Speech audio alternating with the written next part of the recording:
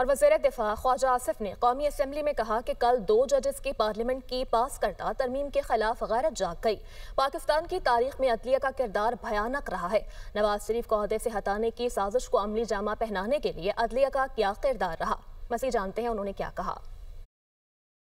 اس ترمیم کے خلاف جو ہے احتجاج میں 2 جج صاحبان نے استعفیٰ دیا ہے۔ آج سے 8-10 سال قبل میرے قائد نواز شریف کو جب عہدے سے ہٹانے کا پروسیس سٹارٹ ہوا، ہمارے سپریم کورٹ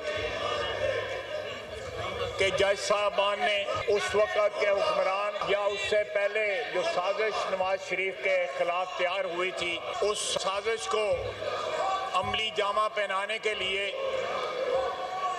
ہماری عدلیہ نے کیا رول جو ہے وہ ادا کیا۔ یہ سارا سلسلہ پاناما کیس سے سٹارٹ ہوا۔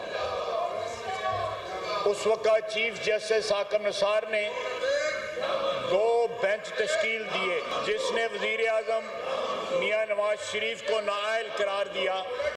اس ایوان کی پاور جو آئین نے اس کو دی ہوئی ہیں، یہ سپریم ہے، اس کی کوئی انکروچمنٹ جو ہے برداشت نہیں کی جائے گی۔ یہ لوگ جو ہے بھول گئے ہیں، اپنا ماضی بھول گئے ہیں، اور آج جو ہے جمہوریت کے علم بردار بنے ہوئے ہیں۔ اور دوسری طرف یہی لوگ جو ہے دہشت گردوں کے تحفظ دینے والے بھی بنے ہوئے ہیں۔